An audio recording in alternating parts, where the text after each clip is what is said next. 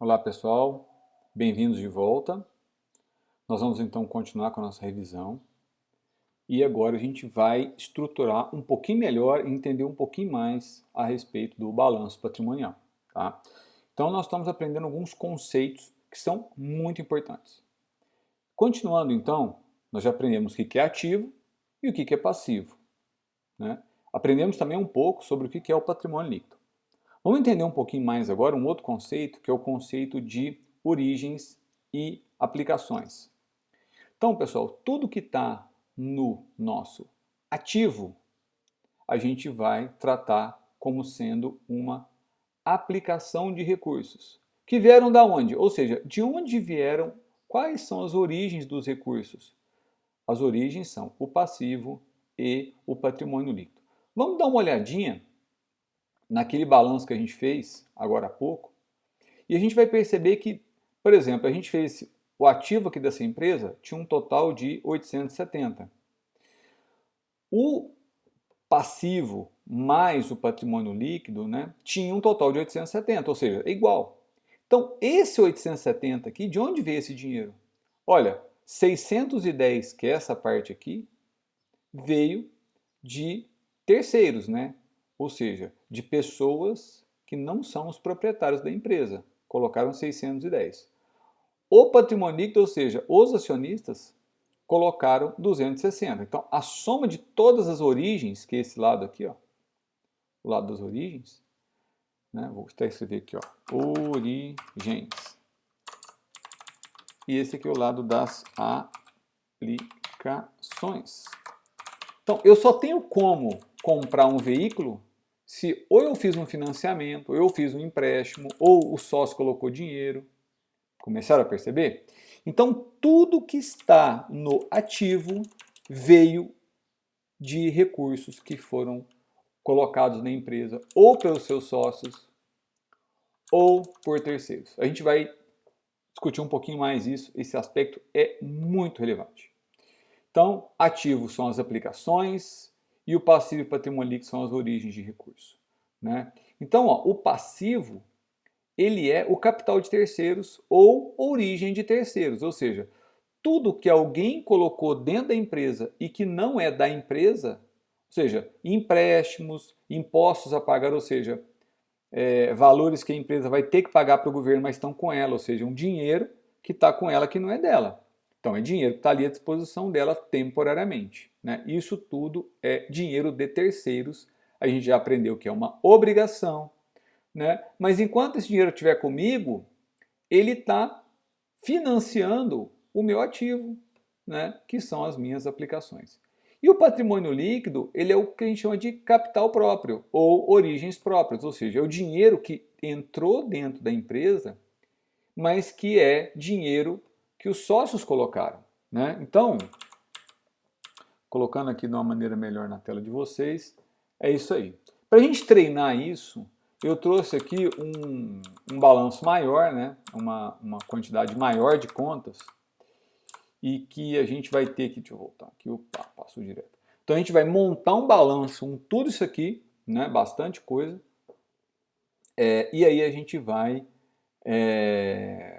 estruturar o nosso balanço e a gente vai então responder a essas perguntas aqui, ó, a partir desse balanço. Qual o valor das origens e das aplicações? Qual o valor do capital de terceiros? Qual o valor do capital próprio? Qual o valor total dos direitos? Qual o valor total dos bens? Qual o valor do patrimônio líquido? E qual o valor do patrimônio da empresa? Tá? Vamos entender, então, essas perguntas, mas primeiro, então, vamos aqui montar esse balanço, todas essas contas aqui, tá? Eu vou colocar ele aqui num segundo plano aqui, vou colocar primeiro essa coluna, abrir uma planilha aqui nova, vazia, a gente vai montar essa coluna e depois a gente passa para outra coluna. Então vamos lá, rapidinho. Então o caixa, a gente já sabe, fica aqui no ativo, o valor é de 1.800. Fornecedores, ó, é o que a gente der para fornecedores. Fornecedores é do lado do passivo e o valor é 4.000. Temos também aqui capital social. Capital social a gente já aprendeu que é o patrimônio líquido, é composto por capital social, que é o dinheiro que os sócios colocaram na empresa, não é isso? Então ele é de R$10.000 o valor que os sócios colocaram na empresa. A gente tem também máquinas. Vejam que eu não estou preocupado aqui com a ordem correta das coisas. Nessa recordação eu ainda não falei sobre isso, a gente vai falar nas próximas aulas, né? Então, máquinas aqui no valor de 3.000. E eu vou falar sobre a ordem, porque existe uma ordem aqui. Quem já estudou contabilidade sabe que existe uma ordem correta de colocar as contas, né? Eu só estou separando aqui o ativo, o passivo e o patrimônio líquido. Eu não estou separando ainda os agrupamentos que a gente vai ver em breve. Então, estoques, né? Os estoques são no valor de 6.500, positivo, né? Financiamentos é uma obrigação, fica no passivo, financiamentos no valor de 7.320. Próximo, veículos, né, positivo, fica do lado de cá, veículos, valor de 2.000. Lucros acumulados, é aquilo que a gente aprendeu dentro do patrimônio líquido, né, que são os lucros que a empresa já teve, né, lucros acumulados. A gente vai aprender como que uma empresa tem lucro, né? Aprender não, a gente vai revisar, vocês já sabem, né? Lucros acumulados. Duplicatas a receber é um direito, né? Duplicatas a receber, tá aqui no valor de R$3.400. E salários a pagar é uma obrigação. Salários a pagar é uma obrigação no valor de R$6.500. Só que ainda falta mais contas aqui, ó. Vou pegar lá de cá, vou colocar aqui assim. Então nós temos aqui ações, contas a pagar. Ações também é um bem, né? Ações eu tenho lá 7.320, uma parte da empresa. Ações são bens, tá, pessoal? Contas a pagar, tá aqui, ó, passivo, né? Contas a pagar, obrigações. Opa, faltou um R aqui. E o valor do contas a pagar é de R$1.200. Temos também prédios, né? Bem, né? Prédios, edificações, prédios da empresa no valor aqui de 4.000. Impostos a pagar, obrigação, impostos a pagar, né, no valor de 1.800. Temos aqui títulos a pagar de longo prazo, isso é uma obrigação. Títulos a pagar de longo prazo. A gente vai aprender que existem algumas classificações para isso aqui, mas por enquanto não vamos nos preocupar com isso. E temos aqui também títulos a receber de longo prazo, no valor de 9.200. Então vamos colocar aqui, ó, total do ativo, né, é igual a somar toda essa coluna aqui, deu 37.220. Eu vou colocar aqui, ó, só para ficar mais bonitinho, total do passivo, né, é igual a soma dessa parte aqui, que deu 23.820. Vou colocar aqui, ó, total do patrimônio líquido é igual a soma desses dois aqui. E vamos colocar então o total do passivo mais PL, que é igual a esse mais esse. E bateu, né? Então fizemos tudo direitinho, nosso balanço está estruturado corretamente. Agora, eu vou voltar aqui para os slides para que a gente possa começar a responder essas perguntas aqui, ó. Qual é o valor das aplicações? né? Então temos o balanço aqui e temos a apresentação de cá. Então, pessoal, lembrando o que são as origens, né? Qual é o valor das origens? Então, origem é o lado do passivo, esse lado completo aqui, ó. Então, você pode dizer o seguinte, que passivo, né, completamente é igual a origens. Origens.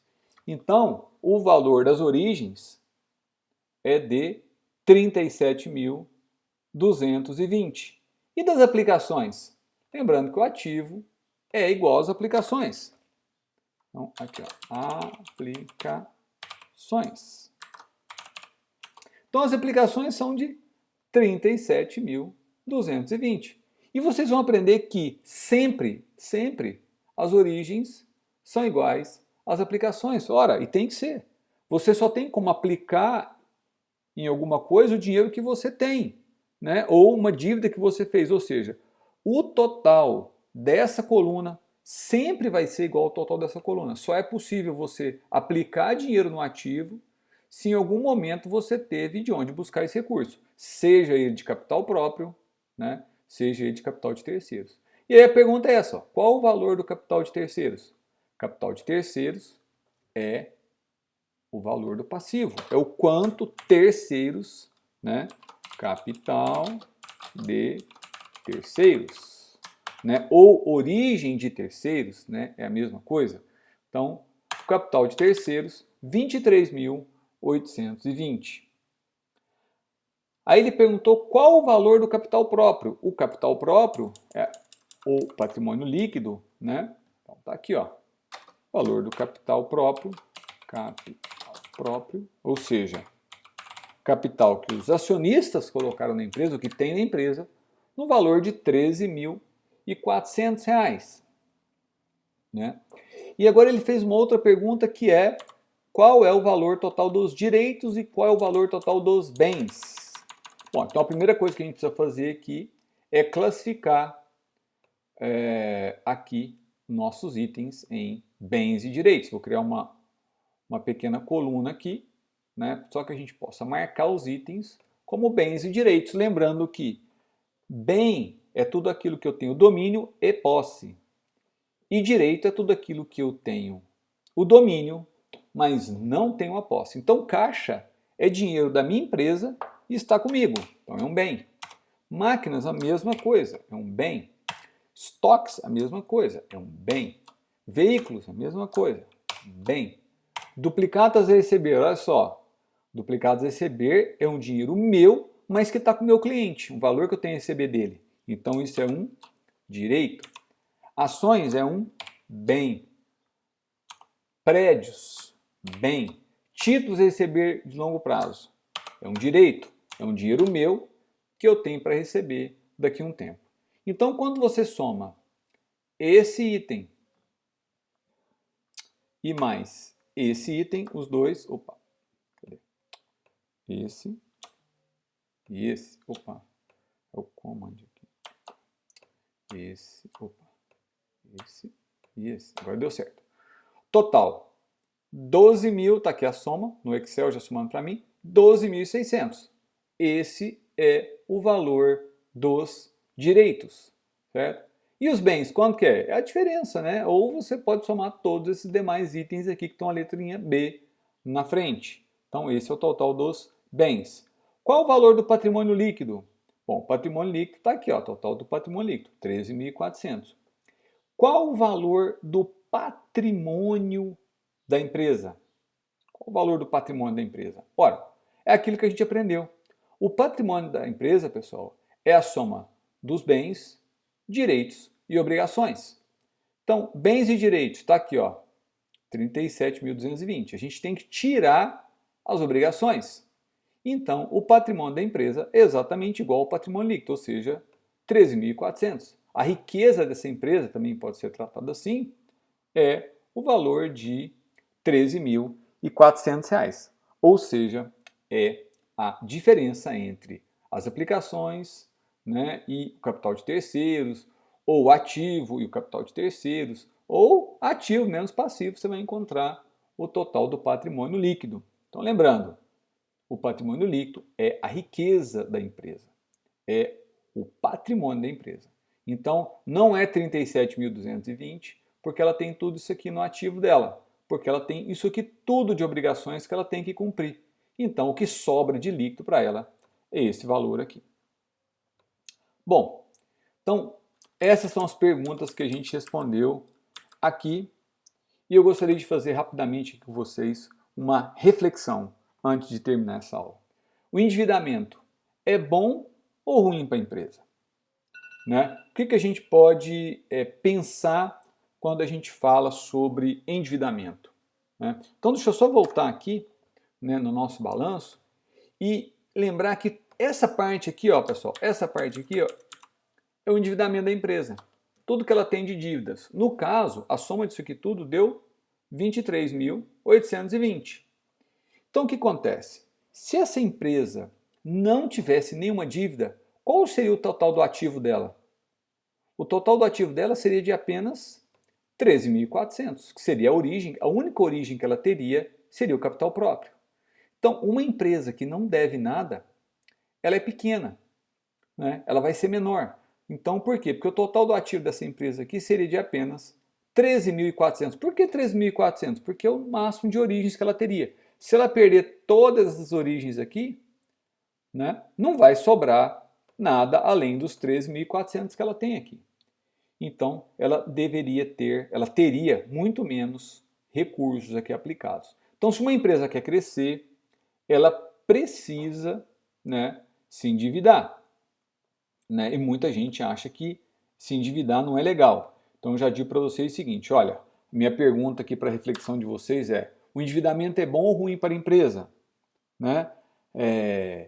Obviamente, eu vou querer que a empresa tenha uma dívida saudável, não é uma dívida que ela vai falir por causa dessa dívida, mas as empresas, para crescer, elas precisam sim se endividar. E a gente vai ter oportunidade de conversar isso em outras disciplinas sobre como é que a gente determina se o endividamento é bom para a empresa ou não. Outra pergunta é, quais são as formas de aumentar o valor do ativo de uma empresa? Ora, o que a gente acabou de discutir aqui agora, só tem duas formas de aumentar o ativo de uma empresa, ou com capital próprio, ou com capital de terceiros. O capital próprio, pessoal, ele não é uma boa ideia você ficar aumentando o tamanho de uma empresa somente com capital próprio, porque a empresa ela tem que crescer também com financiamentos de terceiros, ou seja, pessoas que aceitam correr o risco, né, de te emprestar dinheiro, de te vender a prazo. Por exemplo, o fornecedor, quando te vende a prazo, ele está te emprestando dinheiro. Né? É uma forma da empresa se financiar e crescer mais rápido. Né? Obviamente, outra maneira da empresa aumentar o ativo dela é tendo mais lucros, né? Para ela crescer, aumentar o patrimônio líquido. A gente vai ver em breve sobre isso, a questão de como é que o lucro funciona, mas uma das formas da empresa aumentar é tendo lucros. Né? Agora, uma pergunta que é muito importante. Quanto mais ativos, maior o resultado da empresa? Pessoal, de maneira geral, sim. Isso não é uma regra universal. É óbvio que existem empresas que são mais eficientes. O que é eficiência? É a empresa conseguir mais lucro com o ativo que tem. Então, se eu tenho um ativo total de 1 milhão, né, e eu consigo um lucro X, mas uma outra empresa consegue o mesmo lucro X com um ativo de 800 mil reais, ou seja, menor do que o meu, ela está sendo mais eficiente. Então, existe a questão da busca da eficiência, mas de maneira geral, quanto maior o ativo de uma empresa, maior a capacidade dela de gerar resultados. É óbvio que a gente vai querer que esses resultados sejam eficientes. Existem empresas mais eficientes do que outras, a gente vê o tempo todo isso no mercado. Empresas que estão competindo uma com as outras e algumas estão se dando melhor. E não é falta de dinheiro, é falta de criatividade, é falta de gestão, né? É falta de informações, é falta de boas ideias. Então, existem uma série de fatores, né, que determinam o desempenho das empresas, com certeza. Mas uma empresa que tem mais ativos, ela consegue se dar normalmente melhor. E a gente, por exemplo, se você pegar uma competição entre o Bradesco e o Itaú, para dar um exemplo de duas empresas muito grandes e muito competitivas.